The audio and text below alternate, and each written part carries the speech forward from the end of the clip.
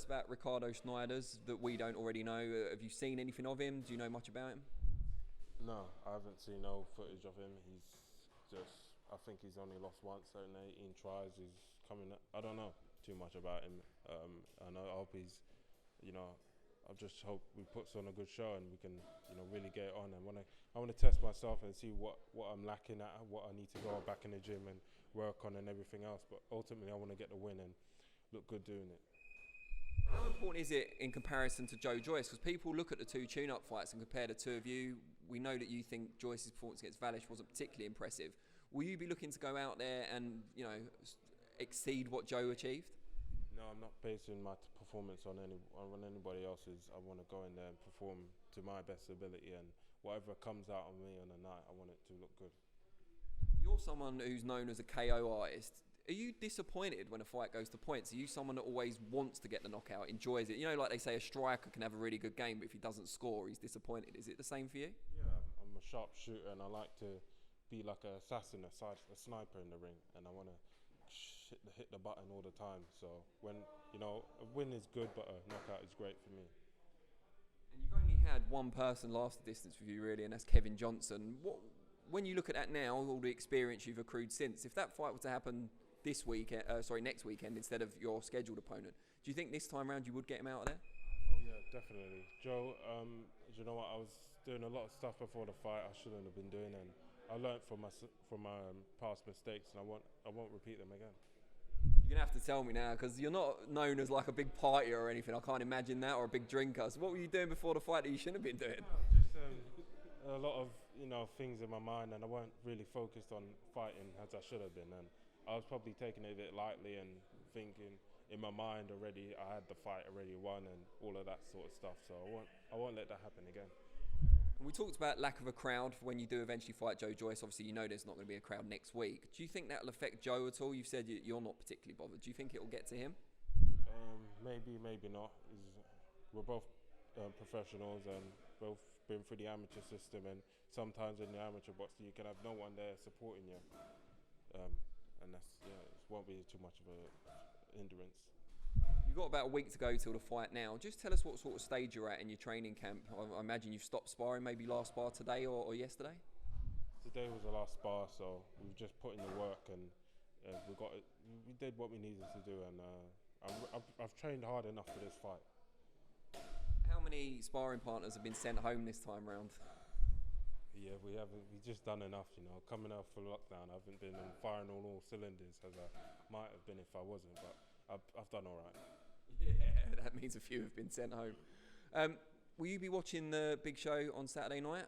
Obviously not the Hennessy Sports Show, although that is also a big show, but the one involving the heavyweights, Dillian Whyte, Alexander Povetkin. Will you be tuning in? Of course. I wanna really, it looks like a good build-up, good fights on that show, so I'll definitely be tuning in and seeing what the main event, what happens. I don't know.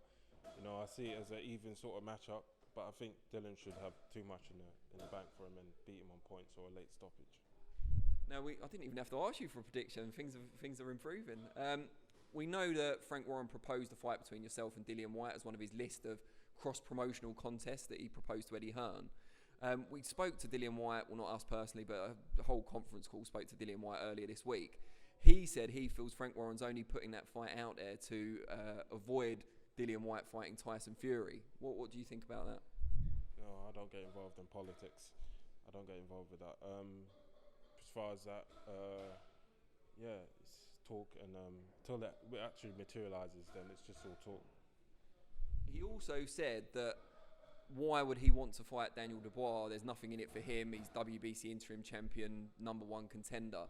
While you might want the fight, can you sympathise with that a little bit? Can you understand why it's a big risk for him with not much to gain?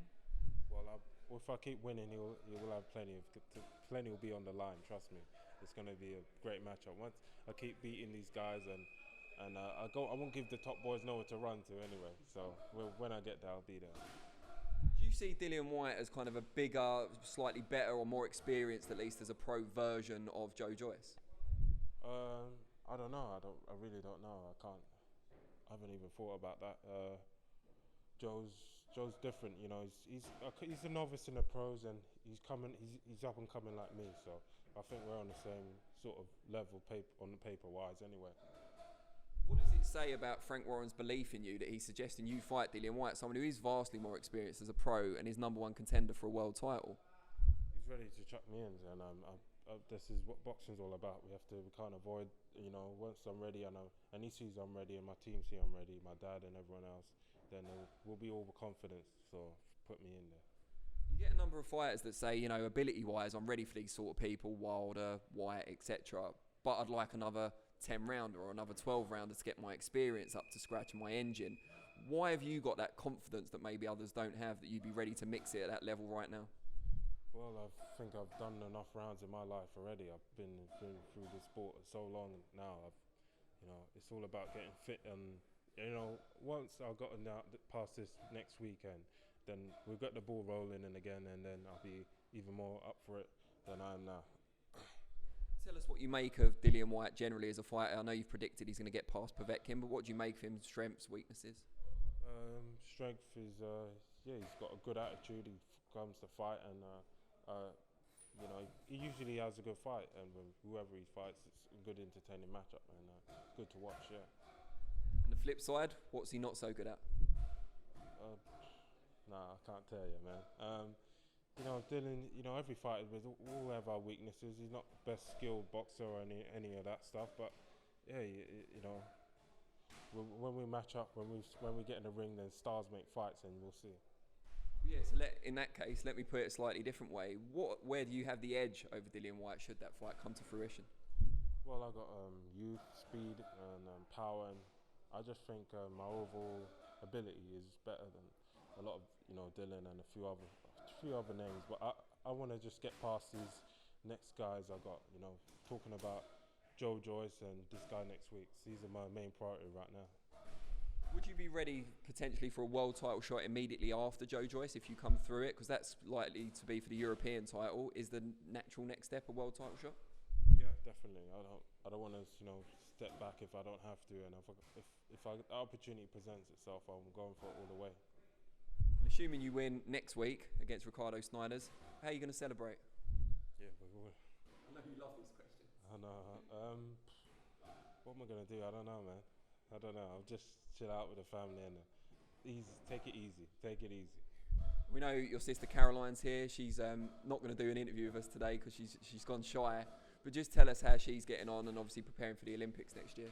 Yeah, she's just had her first camp, I think, this week, and she's back on it now. She's all 100% focused, and she has her goals back in. I think she's fighting soon anyway for GB, so it's good that she's back on the squad and part of the team again, and she'll be wanting to bring back more gold medals, I'm sure.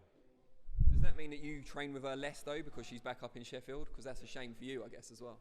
No, we're all professionals, and we're all dedicated to the craft, and we enjoy the sport, we respect the sport, so we wouldn't come underprepared. And how's your brother getting on? I think last time we spoke he just won, I think, his second national title. Yeah, Prince, he's doing well. He's back in Repton now, and I think he's enjoying the sport. He's enjoying doing what he's doing his thing, and I can't wait to see him get back in competition and picked up and improve as a fighter and eventually go pro and join us in the ranks as a top level fighter. Obvious question then, who's the best of the three? Yeah, Caroline is, I believe. But we've got young Solomon coming up. I don't know. He's too young right now to be talking too much about him. But Caroline is the best #1 right now, I think. Apart from being incredibly selfless and modest, why do you say she's better than you? What is it she's got that you haven't? Well, she's proven herself. I don't know anyone has won as many titles as she has, and undefeated. Olympic, Junior Olympic, World, European. These are the things I was dreaming about as an amateur.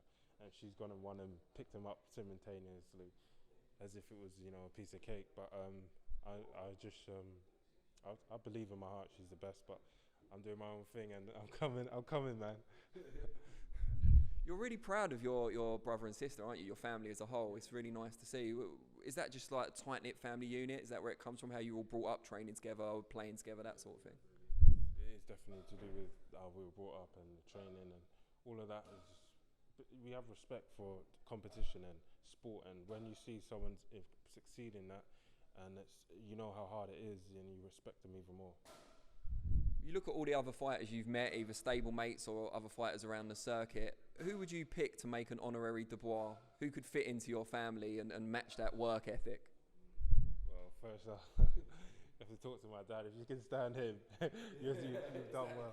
Yeah, if you can stand my dad, pushing you and not breaking, then you're a Dubois. But anyway, it's another story.